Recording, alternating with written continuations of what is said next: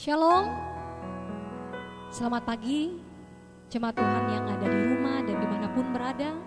Selamat berjumpa kembali dalam ibadah minggu. Saya percaya kita boleh ada saat ini karena Tuhan baik buat kita. Tuhan beri kekuatan, kesehatan, dan kemampuan kita boleh ada. Dan biarlah pagi hari ini kita mau mengucap syukur buat kebaikan Tuhan di sepanjang hidup kita. Ada banyak masalah, ada banyak pergumulan, ketakutan, kegelisahan. Tapi saya percaya kita yang di dalam Tuhan. Kita percaya Tuhan perlindungan kita. Mari kita naikkan syukur kita. Katakan terima kasih Tuhan. Kami bersyukur buat hari ini. Buat perlindungan Tuhan yang sempurna buat kami. Apapun keadaan kami Tuhan, kami tahu Tuhan Engkau tidak pernah meninggalkan hidup kami. Kami yang dalam ketakutan, dalam kecemasan, kami yang dalam kekhawatiran. Kami tahu Engkau menguatkan hidup kami. Dan pagi hari ini Tuhan, kami rindu datang di hadapan-Mu, menaikkan ucapan syukur kami. Karena Tuhan baik buat hidup kami. Mari Engkau yang di rumah, dimanapun berada, mari angkat suaramu, naikkan ucapan syukur-Mu buat Tuhan. Dia Allah perlindungan, Dia Allah yang baik, Dia Allah yang peduli akan hidup kita.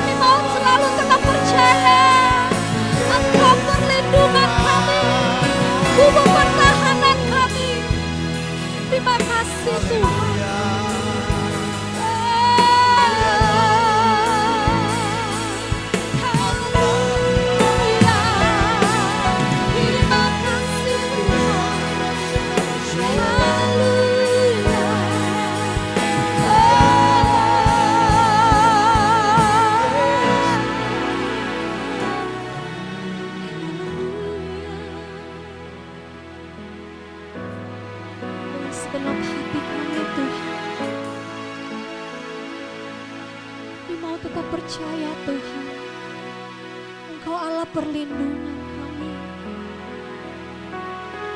Apapun yang terjadi Tuhan saat ini buat bangsa kami, kami mau katakan kami tidak akan takut Tuhan, karena kami percaya Tuhan, Engkau Allah yang melindungi.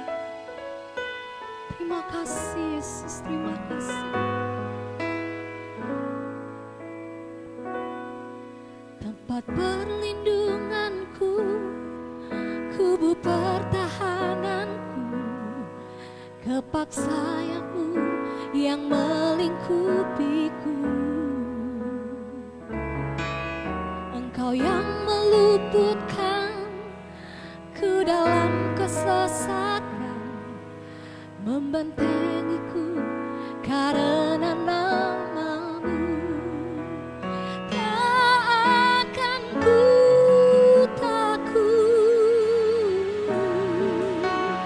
tak akan ku bimbang, kedahsyatan Allah takkan menimpaku.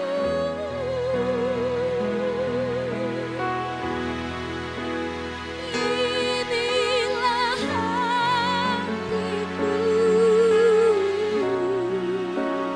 melekat padamu. Kau yang sertaiku dan melindungiku. Mari dengan segenap hatimu katakan, tempat perlindunganku, kubu pertahananku. Amin. Kami percaya Tuhan, Kau yang melumpuhkan ku dalam kesesatan, membentengiku karena namamu. Tak akan ku takut, tak akan ku bimbang, kedahsyatan malam takkan menimpaku.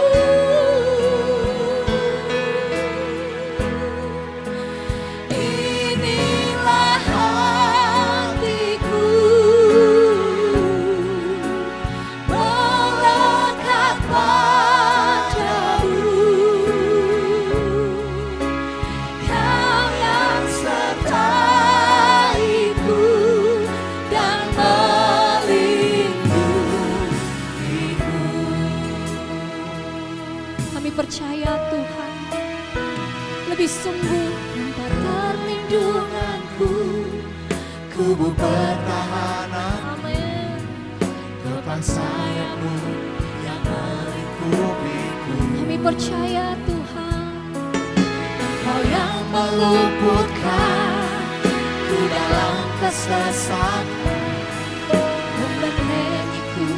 karena namamu. Mari nyatakan, tak akan ku takut, tak akan ku bimbang, kedahsyatan malam takkan menimpaku. Inilah hati kami, Inilah hati kami mau terus melekat padamu Tuhan, melekat padamu. karena kami percaya Kau yang sertaiku dan melindungi. Tak akan kami takut Tuhan, tak akan ku takut, tak akan ku bimbang,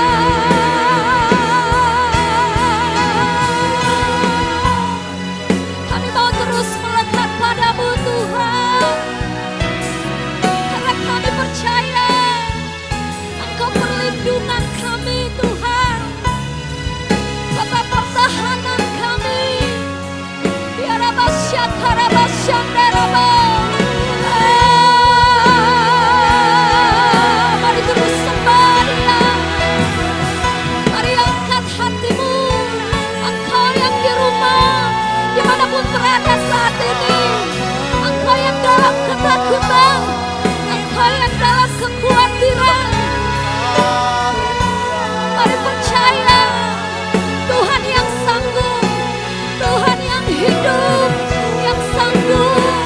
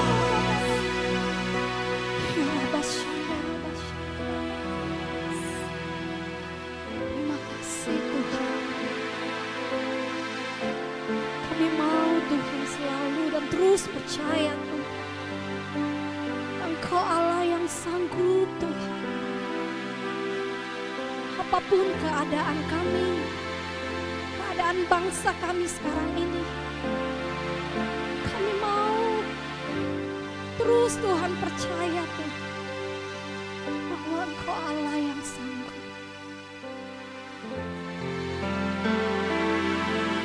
Mari terus Tuhan, Engkau urapi kami. Terus Tuhan Engkau ajar kami. Terima kasih Yesus, terima kasih. Haleluya.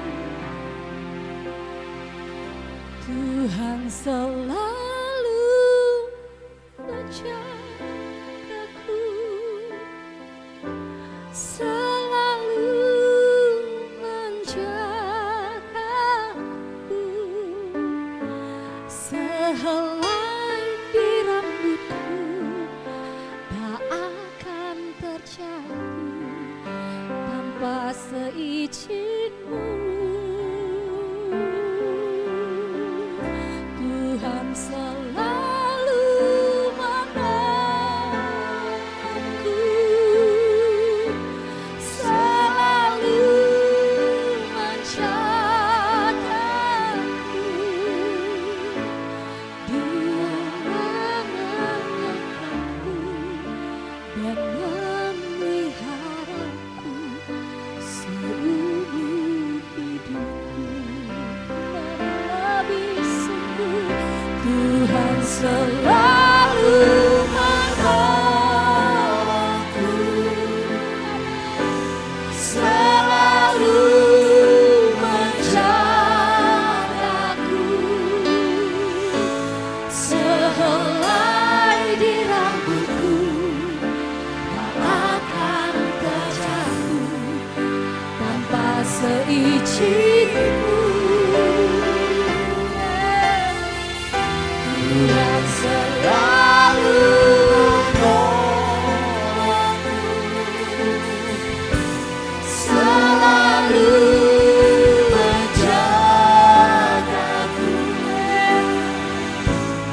Dia mengenyangkanku dan memeliharaku seumur hidupku. Tuhan selalu menolongku. Mari dengan segenap hatimu selalu menjagaku, sehelai di rambutku tak akan terjatuh tanpa seizin-Mu. Tuhan selalu menolongku, selalu menjagaku. Dia mengenyangkanku dan peliharaku seumur hidupku. Mari sembah Dia, mari dengan segenap hatimu. Kiarabas.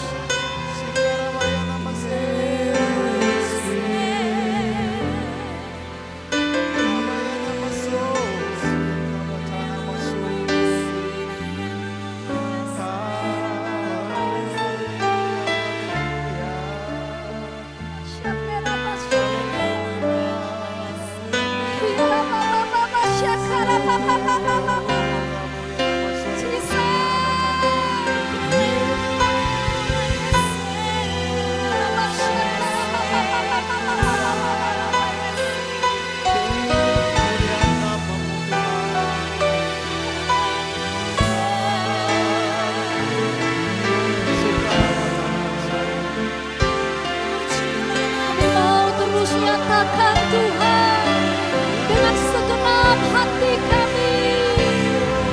Tuhan selalu menolongku, selalu menjagaku, sehelai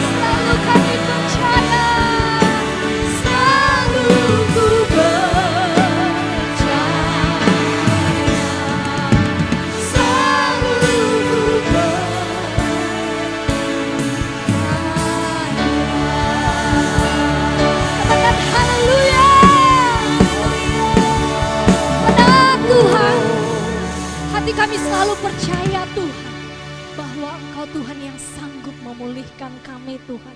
Apapun keadaan kami saat ini, Engkau Allah yang sanggup menyembuhkan, memberi kekuatan Tuhan, memberi harapan Tuhan. Kami percaya Tuhan.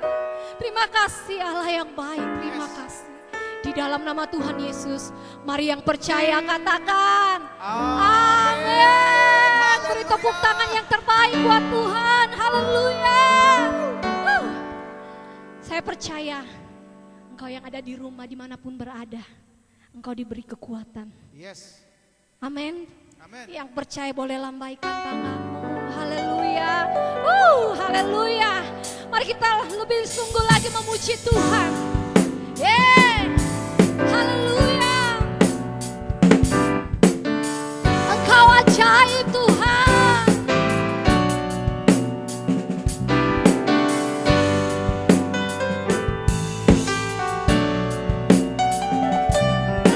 Terima kasih Tuhan. Kami mau katakan, tak terbayang kebesaran-Mu dan tak terbanding kekuatan-Mu Tuhan. Kau megah bagiku. Segenap jiwa dan pengharapan telah ku serahkan untuk Rencana-Mu Tuhan. Amin. Kau Raja atasku. Boleh angkat tanganmu, katakan hanya Kau yang layak ditinggikan. Haleluya. Ajaib Kau Tuhan, agung dan perkasa. Kau sumber kebenaranku, layak berkuasa, Memerintah selamanya. Yesus Kau Raja mulia. Haleluya.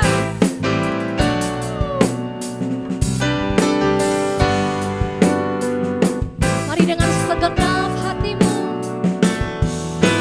tak terbayang kebesaran-Mu dan tak terbanding kekuatan-Mu Tuhan. Amin. Kau megah bagiku dengan segenap jiwa Dan pengharapan ku serahkan untuk rencana-Mu Tuhan.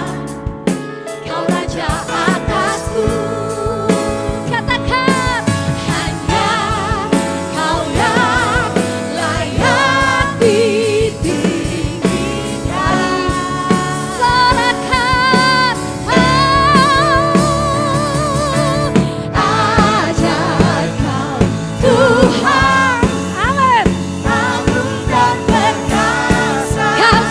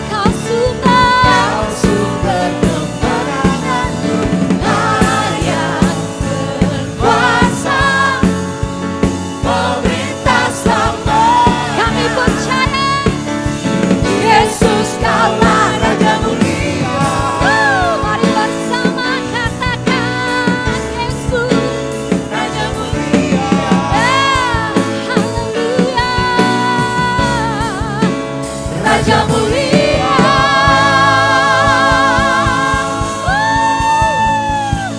Berikan sorak-sorak, katakan haleluya. Kami percaya Tuhan, pujian penyembahan kami boleh berkenan di hadapan-Mu Tuhan. Dan tiba saatnya Tuhan,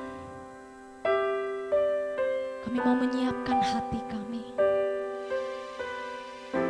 Kami mau mendengarkan firman-Mu. Biar firman-Mu Tuhan boleh menjadi kekuatan, boleh menjadi harapan.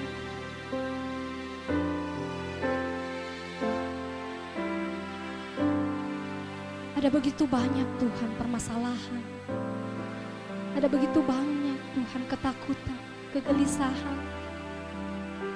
Tapi kami rindu firman-Mu Tuhan. Mengajar kami. Biar kami percaya apapun keadaan kami. Kami punya Allah seperti Engkau Tuhan. Allah yang hidup. Allah yang telah berkorban buat kami. Engkau telah melewati itu Tuhan. Karena itu Tuhan, kami percaya Tuhan, saat ini kami ada karena Engkau baik buat kami. Kami percaya Tuhan, apapun yang kami hadapi ke depannya, Engkau Allah yang perlindungan kami. Kepak sayap-Mu Tuhan yang melindungi Tuhan. Terima kasih Tuhan. Terima kasih Yesus. Shalom, selamat bertemu dalam hadirat Tuhan. Walaupun kita tidak bisa tatap muka secara langsung, karena saya ada di Papua, saudara ada di Karawang, tapi kita percaya bahwa Tuhan Yesus selalu hadir di dalam setiap kesempatan. Jarak tidak mempengaruhi, Roh Kudus bekerja atas kita. Betul bukan? Nah, salam kepada jemaat Gereja Betel Indonesia, Jemaat Jatinangor, dan Galumas yang ada di Karawang. Bersyukur kita bisa bertemu dalam hadirat Tuhan ini. Terima kasih kepada Bapak Gembala karena memberikan kesempatan untuk saya boleh berbagi akan kebenaran ini. Nah, tema yang Bapak Gembala beri kepada kita itu tema yang luar biasa. Bahkan selama saya jadi hamba Tuhan sekian banyak tahun ini, belum pernah saya mendapatkan tema sehebat ini. Apa itu temanya saudara? Mari kita lihat. Begini tema yang Bapak Gembala berikan untuk kita belajar. Seharusnya bukan kita yang dibuat sakit hati oleh iblis. Tapi sebaliknya kita yang harus membuat mereka sakit hati. Keren gak tema itu? Waktu saya menerima tema itu, hati saya bergelora, bergejolak. Hebat tema ini. Dan semua kita yang mendengar, entah di mana saja, karena ini direkam juga, banyak orang pasti akan mendengar. Setelah kita mendengar firman ini dan kita berjanji bahwa seharusnya kita yang buat iblis sakit hati, bukan mereka yang buat kita sakit hati. Pasti saudara bertanya, gimana caranya bisa membuat iblis sakit hati? Sama sebetulnya bagaimana cara mereka membuat kita sakit hati. Ternyata ini cara mereka membuat kita sakit hati. Mereka menyakiti hati kita justru memakai firman Tuhan. Nah, masa iya? Betul, nanti kita akan lihat. Maka itu sekarang sebaliknya, kita yang buat mereka sakit hati dengan menggunakan firman Tuhan juga, bukan dengan kekuatan kita. Jangan sombong. Siapa kita terhadap mereka? Mereka itu sudah mencobai manusia dan menjatuhkan manusia berapa ribu tahun. Betul tidak? Sejak Adam di Taman Eden. Lah kita ini umur berapa? Setua-tuanya kita. Masa ada yang sampai 200 tahun? Menakutkan. Nah, iblis sudah berapa ribu tahun menjatuhkan manusia, membuat manusia sakit hati.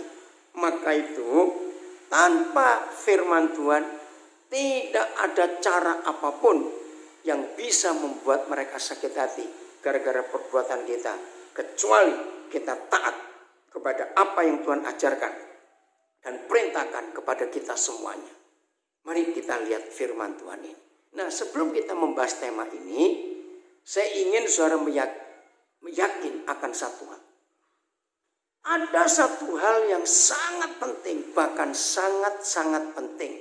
Bahkan tidak ada hal lain yang lebih penting di hidup kita dalam hubungan dengan Tuhan, dalam berjalan bersama dengan Roh Kudus dan Tuhan Yesus, kecuali satu hal ini. Apa saja kita bisa lakukan untuk Tuhan dalam nama Tuhan Yesus dan demi kemuliaan Tuhan, bisa.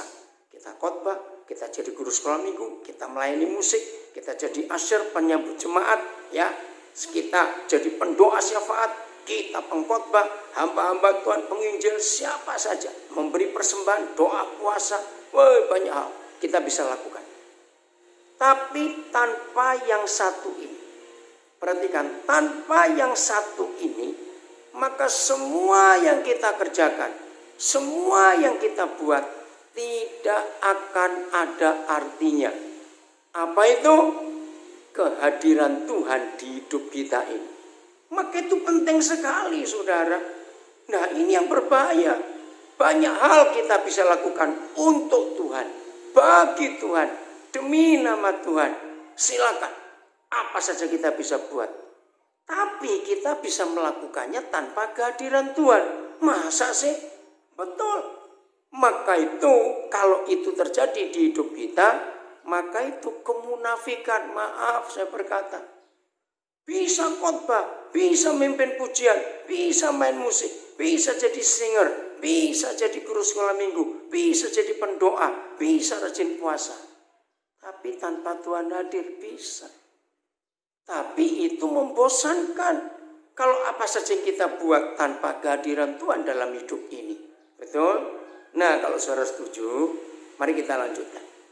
Ternyata Papa kita memberikan kita firman bahwa kehadirannya dalam kehidupan kita itu cuma ditentukan oleh satu hal. Bukan dua hal, bukan tiga hal, bukan empat hal. Satu.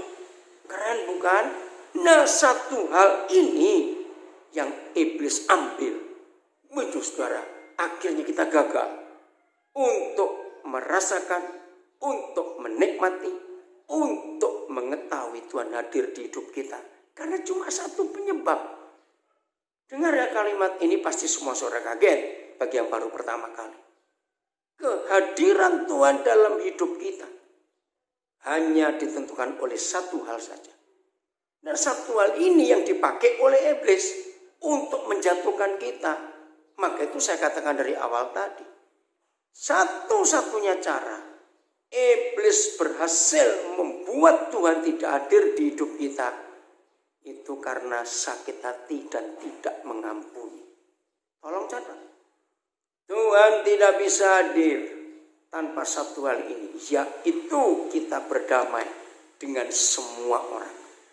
Saudara bayangkan, hanya ada satu ayat di Alkitab, bukan dua, bukan tiga, satu ayat dalam Alkitab yang membuat Tuhan hadir di hidup kita. Dan satu ayat itu juga yang membuat Tuhan tidak hadir di hidup kita. Maka itu Bapak Gembala, terima kasih. Tema ini sangat luar biasa. Belum pernah saya mendapat tema untuk mengajar sebagus tema ini. Seharusnya bukan iblis yang buat kita sakit hati, tapi seharusnya kita yang buat mereka sakit hati. Seru saudara. Kalau kita bisa berhasil membuat iblis sakit hati, wah, maaf ya dengar kalimat ini, kita bakal ketagihan. Ketagihan apa? Ketagihan membuat iblis sakit hati. Karena seru, begitu kita berhasil membuat mereka sakit hati, wow, mereka akan mencak-mencak, mereka akan teriak-teriak, kok bisa begitu kamu? Seru bukan? Nah, maka itu sudah lama kita nggak tahu iblis sakit hati karena perbuatan kita. Kangen bukan? Rindu bukan? Maaf dalam tanda kutip, kecanduan bukan? Untuk melihat iblis jengkel kepada kita. Seru itu. Mau nggak? Harus. Karena kalau tidak, sebaliknya. Iblis yang buat kita sakit hati. Maka itu serius pelajaran ini. Apabila saudara dan saya tidak bisa membuat mereka sakit hati, maka mereka yang buat kita sakit hati. Dan saya ulangi, berabad-abad iblis berhasil membuat kita sakit hati. gereja dari generasi ke generasi sudah terbukti sering sakit hati. Bahkan maafkan saya, tidak sedikit pendeta-pendeta, gembala-gembala, penginjil-penginjil, hamba-hamba Tuhan berhasil dibuat sakit hati oleh iblis. Maaf ya, saya percaya saudara setuju kalau saya mengatakan kalimat ini. Nah, ini firman-Nya yang membuat Tuhan tidak bisa hadir dan membuat Tuhan hadir di hidup kita. Hanya satu hal, bukan dua, bukan tiga. Ibrani 12 ayat yang ke-14. Saya ulangi, Ibrani 12 ayat yang ke-14. Berusahalah hidup damai dengan semua orang. Semua orang, saudara. Dan, nah ini saya akan baca dengan terjemahan yang tepat dan betul. Karena di bahasa Indonesia ditulis dan kejarlah kekudusan. Apa salah? Tidak. Tapi kalau sampai kekudusan ini kita pakai terus di ayat ini, konotasi kita beda. Sebab bagi gereja kata kudus atau tidak kudus itu artinya kita sedang berbuat zina atau hidup dalam seks yang tidak kudus. Karena itu sudah berabad-abad gereja punya konsep kekudusan pasti bicara tentang masalah seks. Tapi hari ini mari kita lihat dengan cara saya mempergunakan terjemahan yang tepat. Begini ya, berusahalah hidup damai dengan semua orang dan kejarlah perdamaian dengan semua orang. Nah, saudara baru ngerti bukan? Kejarlah perdamaian dengan semua orang. Sebab tanpa kita berdamai dengan semua orang, hati-hati kalimat terakhir ayat ini. Ngeri, saudara. Saya ulangi, berusahalah hidup damai dengan semua orang dan kejarlah hidup damai dengan semua orang. Sebab tanpa berdamai dengan semua orang, ngeri, tidak seorang pun akan melihat Yahweh Tuhan kita. Saudara bayangkan, kalau melihat Dia tidak bisa, kan nggak mungkin kita bisa bertemu Tuhan. Betul bukan? Saya ulangi lagi. Inilah satu-satunya ayat dalam seluruh Alkitab yang memberitahu kita, mengapa kita nggak bisa melihat Papa kita? Mengapa kita nggak bisa melihat Tuhan Yesus? Bukan karena tidak doa puasa, bukan karena tidak doa pagi, bukan karena tidak memberi persembahan per bulan dan sejenisnya, bukan karena kita tidak melayani, bukan karena kita tidak aktif dalam gereja, bukan karena itu.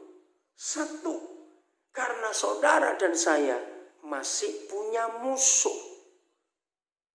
Mungkin saudara berkata pada Bapak Gembala, Pak Gembala, saya itu nggak punya musuh, cuma masih ada 1-2 orang yang saya malas ketemu. Awas ngomong begitu. Kalau kita berkata nggak punya musuh, tapi masih ada 1-2 orang yang kita malas ketemu, sama. Berarti kita belum berdamai. Oke, kita bongkar. Semua orang itu berapa? Kalau ada yang masih keras hati dan berkata, misalnya, saya nggak tahu ya penduduk Karawang itu berapa.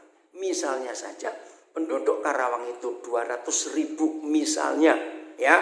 Kurang lebih saya tidak tahu, maafkan. Terus saudara berkata gini, Tuhan, saya sudah bisa berdamai dengan yang 199.999 orang. Jadi saudara kurang berapa untuk berdamai dengan semua penduduk Karawang? 1 orang, 1. Jadi saudara berkata kepada Bapa di surga, Tuhan, masa Tuhan gak memperhitungkan? Saya sudah berdamai dengan yang 199.999 orang. Tinggal 1 itu loh Tuhan. Ngerti? Contoh ini. Maka itu perintahnya, berusahalah hidup damai dengan semua orang. Pokoknya orang. Dimanapun saudara tinggal. Berapa jumlah penduduk di situ. Kemanapun saudara pergi. Kalau masih ada 1 orang yang saudara belum ampuni dan belum berdamai, maka saudara tidak akan bisa melihat Tuhan. Awas ya kalau ngomong begini. Kalau gitu saya mau pindah aja lah keluar dari Kerawang. Tunggu satu orang itu mati dulu. Maaf, awas ada yang berkata begitu. Nah, pindahlah ke tempat lain. Maka satu orang saudara belum bisa berdamai, itu akan ngikut. Nah, di kota itu, di tempat yang baru saudara pindah, hitung berapa jumlah penduduknya. Misalnya di kota yang baru, saudara sudah bisa berdamai dengan semua orang di kota itu. Tapi yang satu di Karawang tadi tetap dihitung oleh Tuhan. Engkau belum berdamai dengan semua orang. Karena masih ada satu di Karawang yang kamu tinggalkan belum berdamai. Berarti satu orang saja yang kita belum berdamai. Satu orang itu, masalah dengan satu orang itu akan mengikuti kita. Berarti gak bisa kita melihat Tuhan.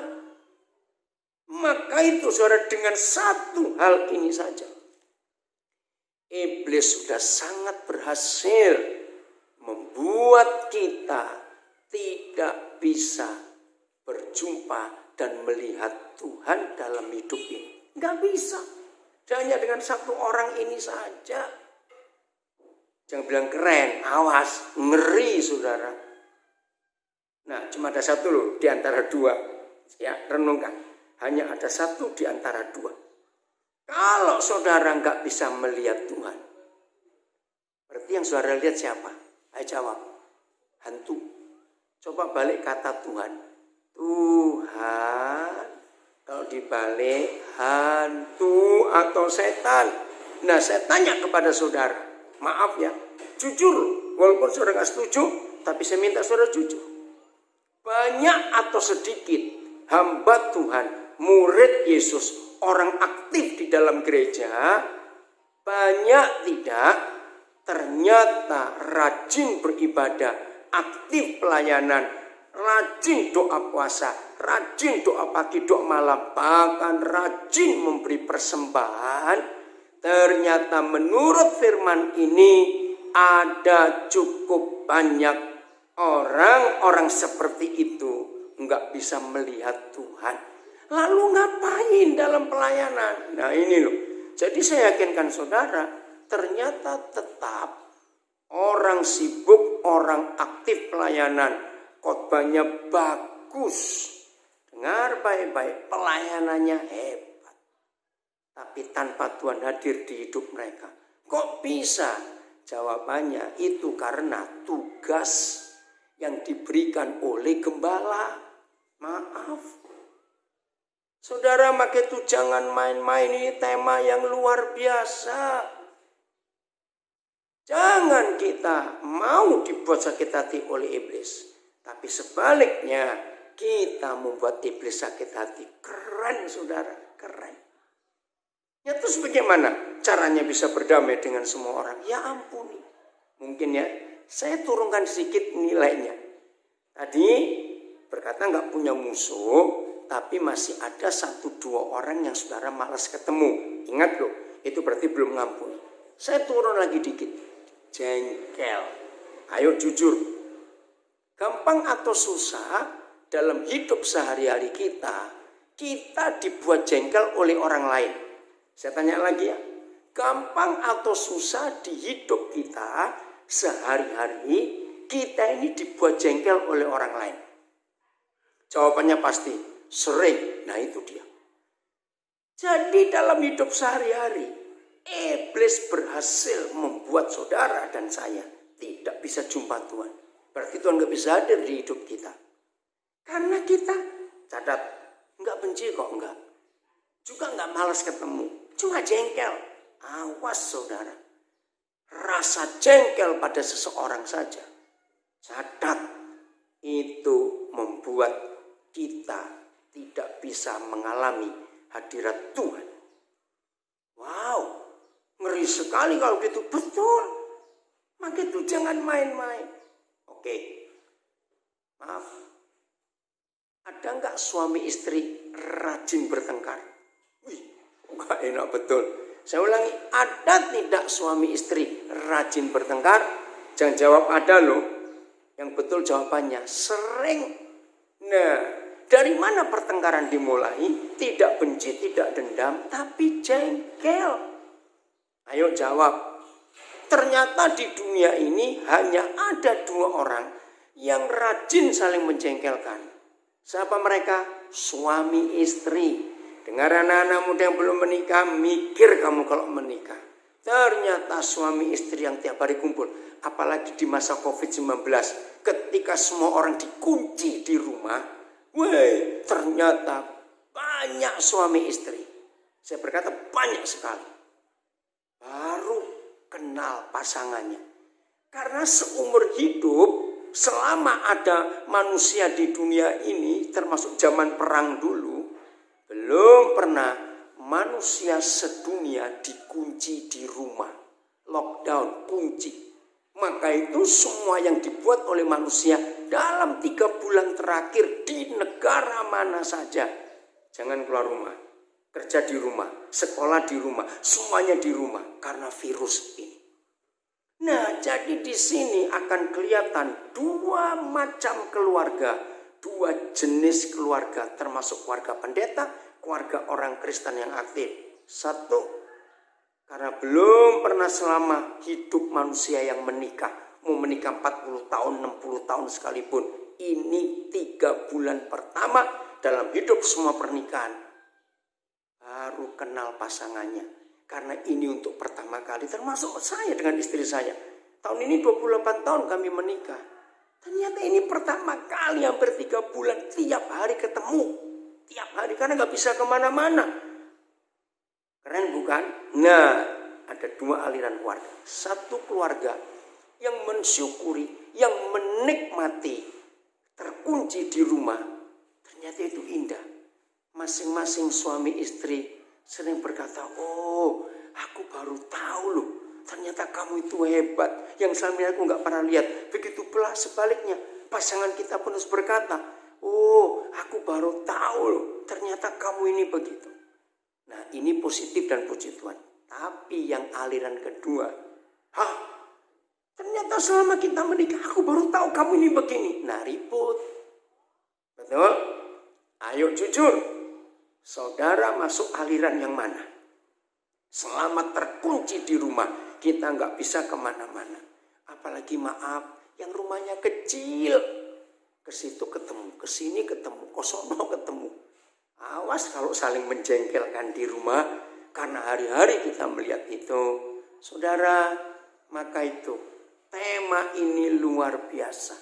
Jangan biarkan iblis membuat kita sakit hati kepada istri, suami, dan anak-anak kita. Anak-anak, jangan biarkan iblis membuat sakit hatimu kepada papa mamamu. Ayo, semua kita, jangan biarkan iblis membuat kita sakit hati pada tetangga kita. Karena selama ini baru sekarang ini tiap hari ketemu tetangga kita. Keluar ketemu. Karena noleh ke sebelah. Ada mereka. Ternyata begitu kelakuannya. Jangan. Ayo kita balik buat sakit hati iblis. Karena kita berdamai dengan semua orang. Maaf, istri kita, suami kita orang atau bukan? Tetangga kita orang atau bukan? Maaf. Maka itu firman ini jelas. Berusaha hidup damai dengan semua orang. Termasuk istri, mertua, suami, anak, tetangga. Dan pokoknya orang. Dan kata berusaha itu bagus. Enggak tergantung Tuhan, itu tergantung kita. Maka itu kalau saudara sedang disakiti orang, lalu jangan doa gini, Tuhan tolong saya Tuhan. Saya ingin berdamai dengan orang itu, tapi kok sulit, tolong saya. Enggak bisa didengar doa itu. Kenapa? Karena berusaha. Jadi tergantung kita, bukan tergantung Tuhan. Jangan berkata gini loh, maaf ya saudara, Tuhan tuh belum tolong saya untuk saya bisa berdamai dengan orang itu. Salah. Berdamai atau tidak dengan semua orang bukan tergantung Tuhan yang menolong kita. Itu mutlak 100% keputusan kita. Ayo, awas yang matikan HP-nya, matikan laptopnya karena nggak mau dengar firman ini. Kan kita dengar khotbah ini lewat HP atau lewat laptop. Awas yang dimatikan ya dalam nama Yesus. Lanjut saudara. Bersyukur Bapak Gembala memberi tema yang luar biasa. Wih, ini keren sekali. Sudah ya? Jadi untuk bisa membuat iblis sakit hati, berdamailah dengan semua orang yang dipakai oleh iblis untuk menyakiti kita. Berdamai. Saya berikan beberapa contoh ya saudara. Kira-kira hampir 6 tahun yang lalu, 2014 bulan Juni, saya mendengar berita ada seorang yang saya nggak kenal di Sulawesi Utara. Namanya Steve Pontoh. Cari di Facebook ada dia, Steve biasa, STEVE Pontoh, PONTOH,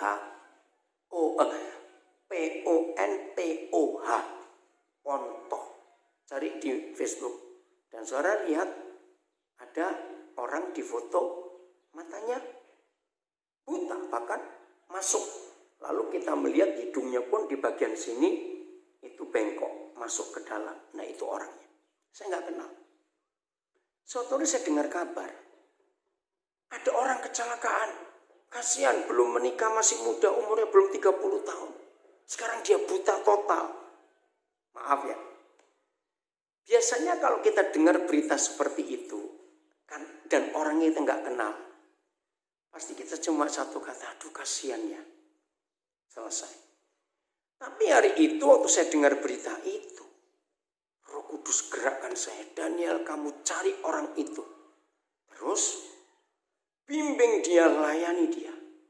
Begitu dia pulih, bukan sembuh loh, karena rongga matanya itu pecah hancur. Nanti saya ceritakan kejadiannya. Jadi nggak bisa melihat sama sekali.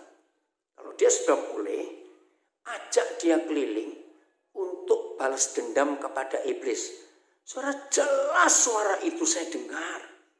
Oh ya, lalu saya telepon balik kepada yang memberi berita. Sekarang di mana orang itu? Ternyata ada di rumah sakit Singapura. Sudah dibawa ke sana. Iya, karena di Manado, di Jakarta nggak bisa memperbaiki wajah yang hancur. Terus tahu nggak nomor teleponnya, alamatnya? Saya dapat saudara. Maaf, dengan biaya saya sendiri, saya terbang ke Singapura. Saya ketemu dia bersama orang tuanya, bersama adiknya di rumah sakit Mount Elizabeth Singapura. Saya biaya sendiri. Saya cari penginapan, bayar sendiri. Nggak mungkin saya membebani mereka. Mereka nggak minta kok. Itu di situ saya melihat Tuhan itu ajaib. Nah begini kejadiannya dengan ringkas ya. Jadi Steve Pontoh ini suatu malam di bulan Juni 2014 dia pulang ke rumah dari urusan. Dia itu orang yang hebat, pintar, jenius, lulusan luar negeri. Pekerjaannya hebat saudara. Dalam sekian detik, bukan menit, hidupnya berubah total. Karena waktu dia pulang bawa mobil, orangnya tinggi besar. Dan kebetulan hari itu dia bawa sedan kecil. Tiba-tiba 10 menit sebelum sampai rumah, sudah dekat rumah. Bahkan dalam cerita itu, mamanya sudah menyiapkan makanan sate. Tiba-tiba dia kaget dari arah depan dia berlawanan. Ada motor gede. Kalau nggak salah Kawasaki Ninja itu ya. 2 orang boncengan. Ya Steve Pontoh stop dong mobilnya karena dia kaget. Belum sempat mikir apa-apa. Beras saudara. Motor itu nabrak mobil Steve. Kalau cuma nabrak nggak apa-apa. Motor ini naik ke kap mesin. Naik ke kaca. Dan berhenti di kap mobil. Begitu mereka 2 orang berboncengan dengan motornya beres. Bisa bayangkan. Ringsek kap mobil itu. Orangnya terpental dua-dua. Langsung pecah dahi Steve ini. Dan rahangnya patah di tengah. Bukan rahang patah di sini. Pecah ke sini saudara. Bola matanya. Nggak tahu bisa bayangkan. Saudara, akhirnya serpian-serpian tulang tengkorak kepalanya. Nancap ke otaknya. Pecahan kaca mobil masuk ini ringsek. Ngeri ya. Akhirnya saya ketemu mereka. Steve nggak bisa terima awalnya. Kenapa? Maaf ya saudara, kalau disuruh milih, enak buta sejak lahir atau buta setelah dewasa. Maaf ini, ya orang pasti milih yang sejak lahir. Lebih baik nggak tahu apa-apa. Ini setelah dia sukses, bukan setelah, dalam kondisi sukses. saudara. Hancur seketika. Gelap gulita. Karena nggak ada bola mata. Maka itu gelap. Kalau orang buta sejak lahir ada yang namanya low vision. Paling cuma punya penglihatan 5%. Masih lumayan sinar bisa lihat. Ini gelap sama sekali. Coba kita merem sebentar. Maaf. Sehingga cerita. Tuhan pulihkan dia.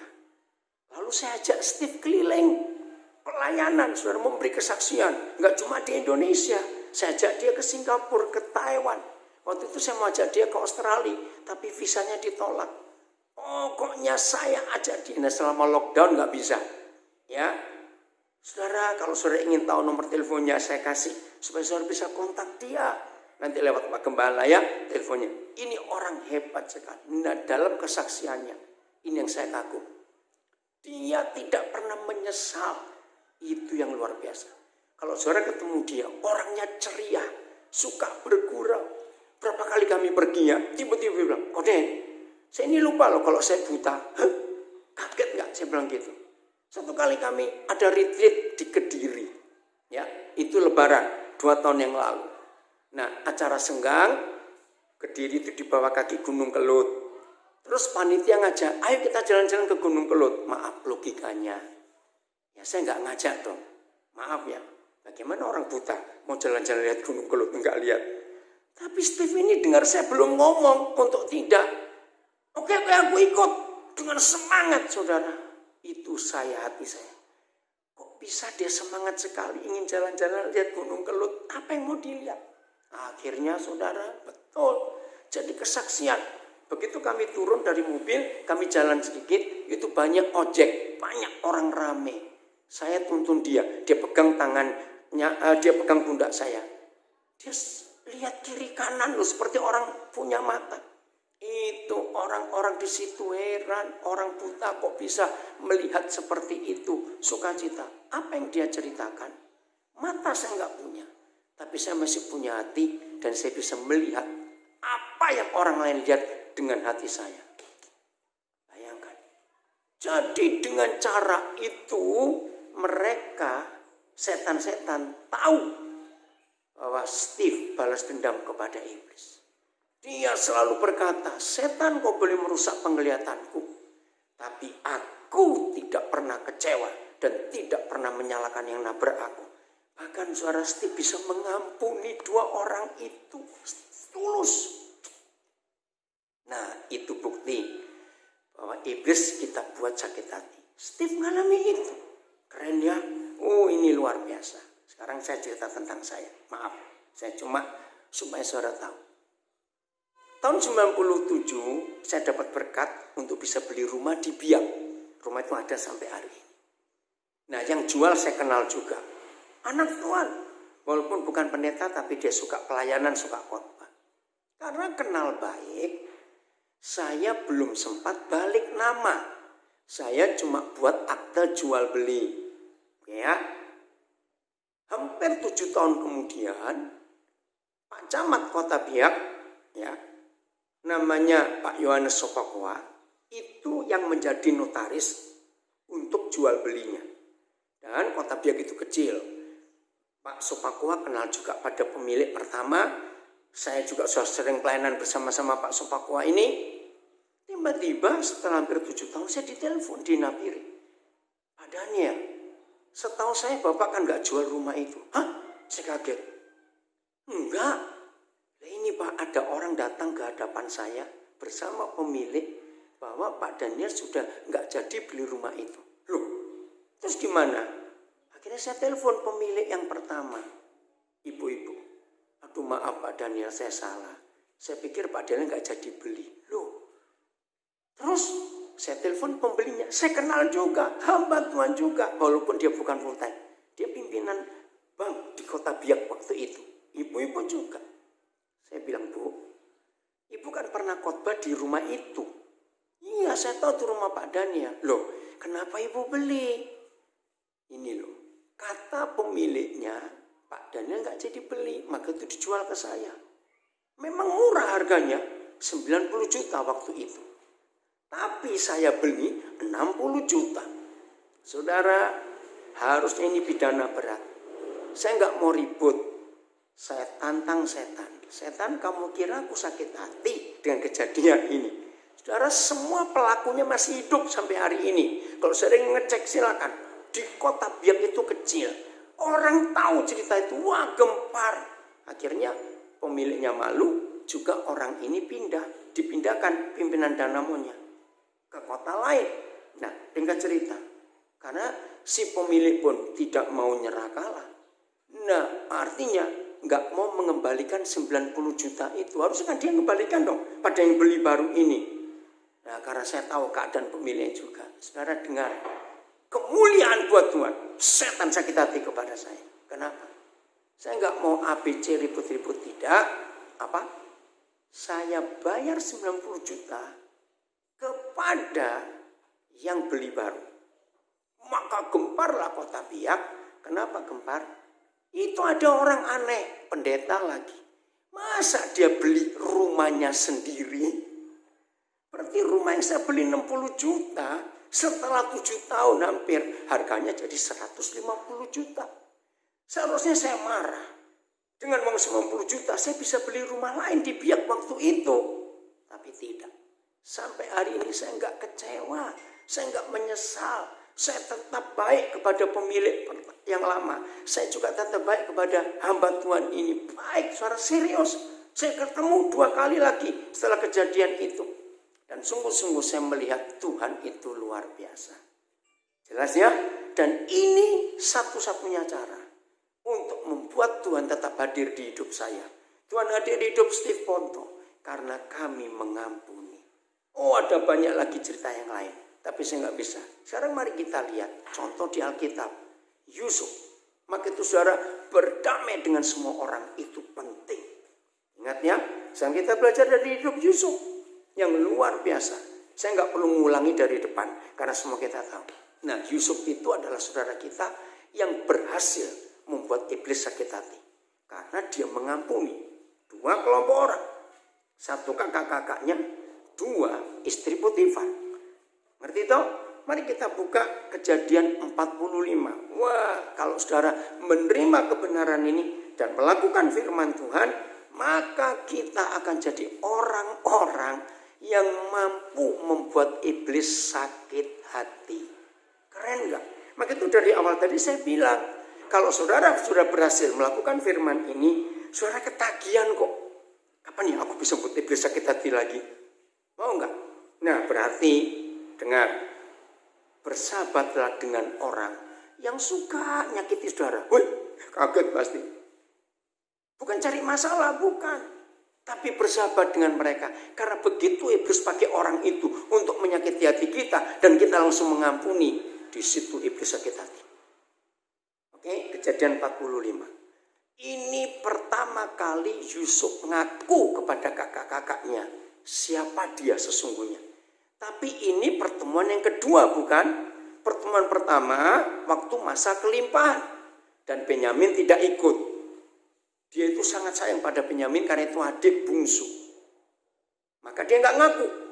Tapi ketika kelaparan sudah berjalan 2 tahun, maka Yakub menyuruh kakak-kakaknya Yusuf, kamu ke Mesir ya, karena di sana ada makanan. Nah, kali itu Benyamin yang dibawa. Karena sebelumnya Yusuf sudah pesan, kalau kamu balik lagi bawa. Kok mereka kaget gini. Kok raja ini tahu ya kita punya adik? Itu saya mulai curiga. Tapi mereka nggak bayangkan kalau ini adik mereka jual. Karena mereka beranggapan sudah mati Yusuf di Mesir jadi budak. Jahat mereka. Maka itu mereka nggak membayangkan kalau adiknya ini masih hidup. Maka itu pasal 45 mulai ayat 1. Ketika itu Yusuf tidak dapat menahan hatinya lagi di depan semua orang yang berdiri di dekatnya. Kenapa nggak bisa tahan hatinya? Lalu berserulah Yusuf, raja loh saudara, suruhlah keluar semua orang dari sini. Maka tidak ada seorang pun yang tinggal di situ bersama-sama Yusuf. Ketika ia memperkenalkan dirinya kepada saudara-saudaranya. Wah, luar biasa. Jadi nggak ada orang lagi. Begini ceritanya. Dia nggak tahan kenapa. Kita itu Kejadian 37 disebutkan Yusuf umur 17 tahun. pertama kali dia dapat mimpi dan diceritakan ke kakak-kakaknya, ternyata justru gara-gara dia cerita mimpi itu masalah terjadi. Dia dimarahi oleh kakak-kakaknya. Jadi kamu akan jadi apa? Masa ayah ibu dan kami kakak-kakak kamu harus menyembah kamu? Ingat ya, nggak usah saya terus. 17 tahun penderitaan dimulai. Maka itu anak-anak muda, ingat ya, kalau Yusuf zaman sekarang hidup umur 17 tahun, pasti hobinya sosial media. Tiap hari lihat Facebook, ya tiap hari, maaf ya jangan tersinggung, lihat apa saja. Oh, main ini main itu. Tapi Yusuf tidak. Dia mengalami penderitaan di umur itu. Kejadian 41 menuliskan, nanti cari ayatnya sendiri, Yusuf umur 30 tahun waktu dia menghadap Firaun pertama kali. Dan di umur 30 itu Yusuf punya posisi paling tinggi. Ya, nomor 2 paling tinggi di Mesir setelah Firaun. Arti Yusuf berapa tahun? 13 tahun. 17 ke 30. 13 tahun. 7 tahun kelimpahan pertama. Jadi Yusuf umur 37 tahun. Lalu pasal 45 ayat 6 berbunyi demikian. Karena telah 2 tahun ada kelaparan dalam negeri ini. Berarti Yusuf menjadi raja 9 tahun. Betul? 7 tahun kelimpahan, 2 tahun kelaparan. Nah sekarang ayo kita kurangi. Umur 17 tahun dia terpisah dengan ayah yang sangat dia sayangi. Dia terpisah dengan adik yang dia sayangi. Umur 17. Baru pertama kali ketemu umur 39 tahun. Ayo hitung. Berapa tahun dia terpisah. Ingat tuh zaman dulu gak ada handphone. Jadi Yusuf gak bisa SMS atau WhatsApp. Maaf. Total putus hubungan. Maka itu saudara dia gak tahan. Setelah 39 kurangi 17. Berapa tahun? 22 tahun. Maka itu ayat 2. Setelah itu menangislah Yusuf keras-keras. Sehingga kedengaran kepada orang Mesir dan kepada seisi istana Firaun. Wih, saya nggak bisa bayangkan. Nah, kalau ada suara yang suka pegang sound system. Kita sih nggak tahu berapa besar istana Firaun. Tapi paling tidak pasti lebih besar dari balai kota Tangerang bukan? Karawang bukan, maaf. Ya ini nangis pakai mikrofon apa? Sampai seluruh istana dengar, bahkan orang Mesir pun dengar. Wih, itu ledakan kerinduan 22 tahun. Saudara bayangkan. Harusnya Yusuf berkata, ini kesempatan. Aku balas dendam kepada kakak-kakakku. Gara-gara mereka aku sengsara. Sekian banyak tahun. Yusuf enggak buat itu. Saudara perhatikan apa yang Yusuf buat. Luar biasa, saudara. Ayat 3. Dan Yusuf berkata kepada saudara-saudaranya, akulah Yusuf. Coba.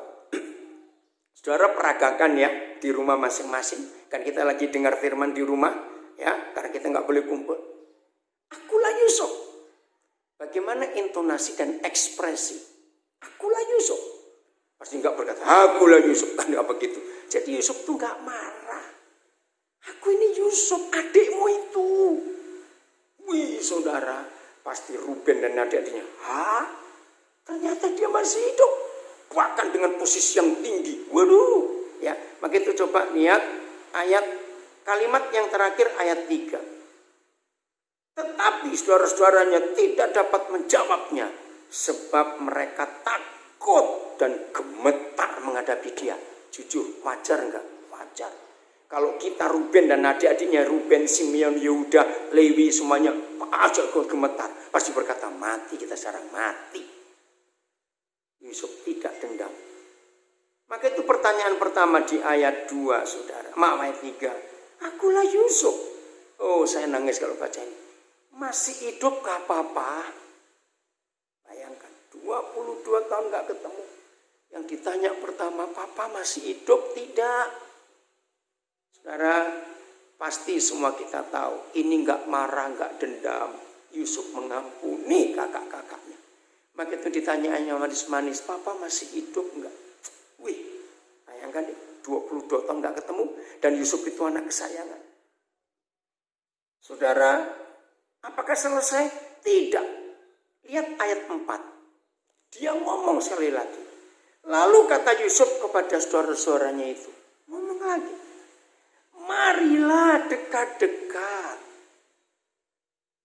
Inilah satu-satunya cara yang Tuhan ajar kita untuk membuat iblis sakit hati. Bukan mereka menyakiti kita. Sudah cukup. Berabad-abad iblis berhasil merusak hubungan gereja dengan Tuhannya. Dengan disakiti hati. Lewat orang-orang. Maka itu jangan pernah milih. Ya karena sakit hatinya. Kalau sakit hati gak begitu, aku gak akan dendam. Terus mau milih sakit hati yang kayak apa? Maaf. Marilah dekat-dekat. Ya. Maka mendekatlah mereka. Ayo merem sebentar, bayangkan. Bagaimana caranya mereka dekat-dekat. Pasti merayap ya. Merayap di lantai istana. Aduh, mati gak kita ini? Lihat kalimat Yusuf yang berikut. Sama dengan kalimat yang pertama. Di ayat 3 tadi. Lihat. Maka mendekatlah mereka. Kata Yusuf lagi. Akulah Yusuf. Saudaramu yang kamu jual ke Mesir. Nah. Yusuf gak bisa lupa apa yang dibuat oleh 10 kakaknya. Tapi Yusuf tidak dendam. Walaupun dia ingat. Maka itu Yusuf berkata, akulah Yusuf yang kamu jual. Wih saudara. Ayat 5. Tetapi sekarang, janganlah bersusah hati. Janganlah menyesali diri. Oh Roh Kudus tolong kami. Siap loh. Tema kita buat iblis sakit hati. Ini cara yang luar biasa. Jangan menyesali diri. Ya. Apalagi, jangan bersusah hati. Karena kamu menjual aku ke sini. Sebab untuk memelihara kehidupanlah Tuhan menyuruh aku mendahului kamu. Saudara kan berlawanan. Kamu yang menjual aku ke sini. Tapi Yusuf bisa berkata, apa di surga yang menyuruh aku mendahului kamu? Di mana ini ceritanya? Renungkan kalimat ini. Yusuf masih ingat bahwa mereka yang jual ke Mesir. Tapi mengapa di hati Yusuf ada kalimat? Tapi apa di surga yang menyuruh? Nah inilah cara kita bisa balas dendam kepada iblis. Jadi begini. Stiponto bisa berkata, kamu yang nabrak aku sampai aku buta. Tapi Tuhan punya maksud lain. Okay. Saya berkata kepada penjual rumah itu. Iblis pakai engkau untuk membuat aku rugi. Tapi aku gak pernah merasa rugi. Dan aku bisa ambil balik rumah yang sudah aku beli daripadamu. Jadi saya beli 2 kali di satu orang yang sama. Saya merdeka. Saya mengampuni. Saya tahu dia salah. Tapi saya bilang, dengan kejadian ini, seluruh kota Biak memuliakan Tuhan lewat apa yang saya buat. Kan keren, saudara. Nah, begitu pula. Ayo jujur ya. Siapa yang masih punya koleksi musuh di hatinya? Wih, kok nggak enak sekali koleksi musuh. Tapi ini penting. Saudara akan habis koleksi musuhmu. Kalau saudara bisa berkata seperti Yusuf, kamu mencelakakan aku. Kamu merugikan aku. Kamu memfitnah aku. Kamu menjelek-jelekkan namaku misalnya. Tapi aku tahu Tuhan yang izinkan. Maka itu aku memberkati kamu. Itu dibuat oleh Yusuf. Begitu pula pada istri Potifar. Dia enggak dendam, dia enggak sakit hati. Walaupun istri Potifar cari masalah. Justru Yusuf bersyukur. Loh, kok bisa bersyukur? Renungkan. Nanti baca ya karena waktu. Kejadian 41. Bagaimana istri Potifar tidak dibuat Yusuf dendam. Maaf, Yusuf enggak dendam pada istri Potifar. Padahal jelas itu difitnah. Aku diperkosa. Jahat sekali saudara. Yusuf diadili. Maaf, Yusuf divonis seumur hidup tanpa diadili. Gara-gara fitnah. Nah, ayatnya memang tidak ada. Tapi baca kejadian 41. Ternyata jarak penjara di mana dia ditahan dengan takhta Firaun itu cuma 1 langkah. Oke, saya bacakan ya. Kejadian 41 ayat 14. Ini keren sekali. Maka itu saudara, ayo kita jadi ketagihan menyakiti hati iblis. Keren loh kalimat ini. Ketagihan menyakiti hati iblis. Kejadian 41 ayat yang ke-14. Ya gampang. Dibalik 41, 14. Oke, begini firman Tuhan. Maaf. Ya, Kejadian 41 ayat 14. Kemudian Firaun menyuruh memanggil Yusuf. Bukan dari hotel, bukan dari restoran. Dipanggil dari mana? Segeralah Yusuf dikeluarkan dari tutupan penjara bawah tanah. Ia berjubur dan berganti pakaian, lalu pergi menghadap Firaun. Saudara, luar biasa. Jadi jaraknya dari penjara yang jahanam itu istilahnya ke takhta Firaun cuma 1 langkah. Maka itu bisa nggak Yusuf berterima kasih pada istri Potifar? Terima kasih ya Bu Potifar, gara-gara ibu diizinkan iblis, dipakai iblis untuk goda saya masuk penjara. Ternyata dari penjara ke takhta Firaun cuma 1 langkah. Ini cara kita menyakiti hati iblis. Berterima kasihlah kepada orang-orang yang menyakiti, yang memfitnah, yang menghina, yang menjatuhkan nama baik kita, yang merusak dan merugikan dan menipu. Lengkaplah sudah. Jangan kita sakit hati. Berterima kasihlah. Itu satu-satunya cara kita bisa membuat iblis sakit hati. Maka itu kalau saudara nggak bisa membuat iblis sakit hati, ingat kita dibuat mereka sakit hati lewat orang lain. Jangan bodoh lagi ya, mulai hari ini. Lanjut. Ayat yang ke-7.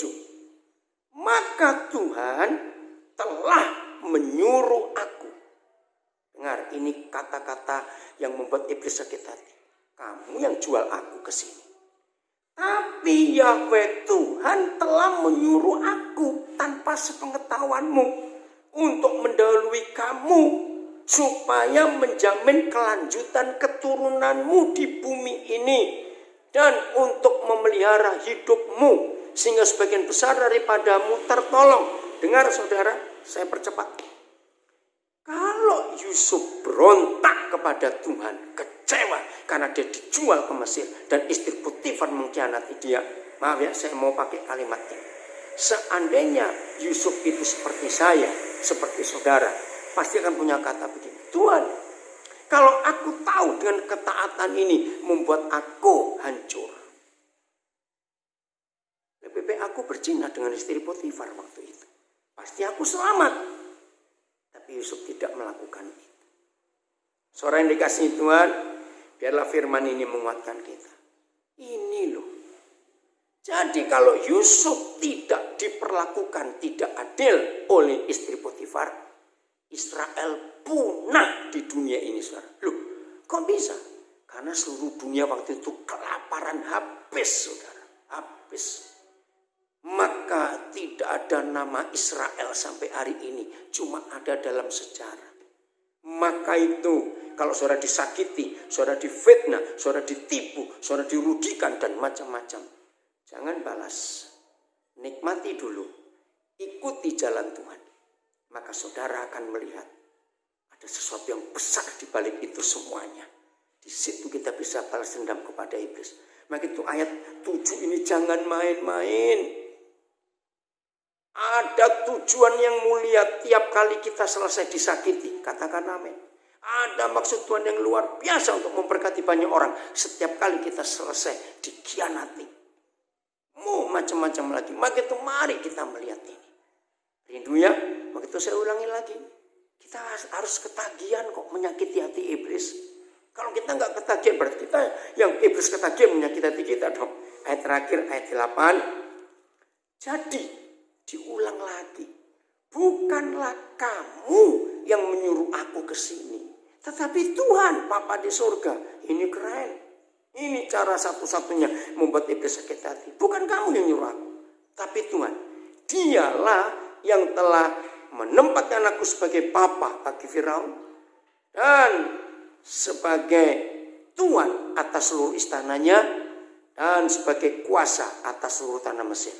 Akhirnya saudara. Yusuf adalah satu-satunya orang di dunia yang disebut bisa mewakili Tritunggal Kudus. Tuhan yang membuat aku jadi papanya Firaun. Kan aneh. Walaupun kita nggak tahu umur Firaun berapa, tapi kita tahu umur Yusuf itu 39 hari itu. Mungkin Firaun lebih tua, saya nggak tahu. Tapi kok bisa Yusuf jadi bapaknya Firaun? 2, menjadi tuan atas istananya Tuhan, itulah Yesus. 3, menjadi penguasa atas Mesir, itulah Roh Kudus. Maka itu, kalau tema yang Bapak Gembala pilih, itu jadi bagian hidup kita mulai hari ini. Saudara dan saya akan diberi kesempatan oleh Bapa di surga untuk mewakili Tritunggal Kudus. Menjadi Bapa buat banyak orang. Menjadi Tuhan penguasa atas apa saya tidak tahu. Menjadi Tuhan atas apa yang Tuhan percayakan. Dan menjadi kuasa Roh Kudus atas beberapa hal saya tidak tahu. Rindu bukan? Tema ini jadi bagian kita. Roh Kudus menolong kita untuk kita jadi pelaku firman Tuhan ini. Tuhan Yesus memberkati saudara semuanya. Semangat Gereja Betel Indonesia Jatinangor dan Galumas di Karawang. Sampai berjumpa. Jadilah pelaku firman. Puji Tuhan, jemaat yang dikasihi Tuhan, kita telah beribadah, menaikkan doa pujian penyembah bagi Allah. Kita telah mendengar firman Tuhan yang menguatkan kita. Dan sebelum kita menerima doa berkat, menutup ibadah kita, tentunya kita akan menabur. Menabur dengan sukacita dari hati yang paling dalam. Adalah kesempatan yang indah, saudara bisa mempersiapkan persembahan saudara, persembahan syukur, persembahan perpuluhan, persembahan apapun yang Tuhan taruh di hati saudara. Berikan dengan rasa syukur pada Tuhan. Puji Tuhan, kami tetap akan mengelola keuangan saudara, mengucap syukur, renovasi Gereja Tuhan GB Cinango terus berjalan, semuanya baik. Dan mengucap syukur karena kita pun masih bisa menabur berbagi dengan jemaat Tuhan pelayan Tuhan yang terkena dampak daripada krisis ekonomi karena pandemi global ini saudara. Kita tetap bersatu hati, saling menghiburkan, saling menguatkan satu dengan yang lain.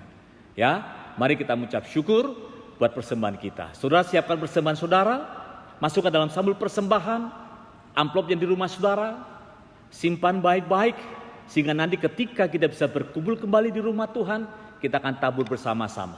Dan kalau ada saudara yang ingin menabur lewat bank, transfer bank, maka saudara bisa menabur di BCA, rekening GBI Jemaat Betani Karawang 109 300 7.500 atau dalam teks yang telah tertulis ini. Puji Tuhan, kita akan mengucap syukur dan kita berdoa. Bapa Surgawi mengucap syukur, ibadah kami sekalipun hanya lewat medsos online, tapi kami percaya dalam kehidupan kami Roh Kudus mempersatukan kami semua, menguatkan kami semua, menghiburkan kami semua. Dan saatnya Tuhan, sebelum kami menyelesaikan ibadah kami ingin berbagi, kami ingin menabur sebagai tanda rasa syukur kami kepada Tuhan. Hamba berdoa persembahan jemaat-Mu Tuhan. Di masa-masa sulit, kami tetap mau menabur dengan percaya, dengan rasa syukur. Berkati jemaat-Mu Tuhan, berkati taburan ini, berkat-Mu atas kami semua. Dan kami percaya kami tabur adalah kesukaan kami kepada Tuhan dan kelimpahan Tuhan atas kami semua. Kami ucap syukur dalam nama Yesus, dan saatnya Tuhan kami akan menerima doa berkat. Jemaat yang dikasihi Tuhan, mari kita berdiri bersama-sama di hadapan Tuhan.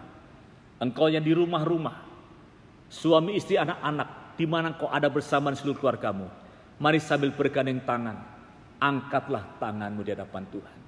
Wajahmu tertadah kepada Tuhan, hatimu tertuju pada Tuhan, dan kedangkan dua tanganmu. Melimpahlah berkat Tuhan atasmu, berkat yang dari Allah Bapa, kasih Tuhan kita Yesus Kristus yang tidak pernah berkesudahan, terlebih kuasa Roh Kudus yang terus mempersatukan kita, menghiburkan kita dan menguatkan kita menjadi umat yang layak dan kuat di hadapan Tuhan, sehingga atas roh, jiwa dan tubuh kita terpelihara sempurna di dalam perlindungan dan berkat Tuhan. Berkat atas kita semuanya dalam nama Tuhan Yesus Kristus. Haleluya. Amin. Tuhan memberkati kita semuanya. Haleluya.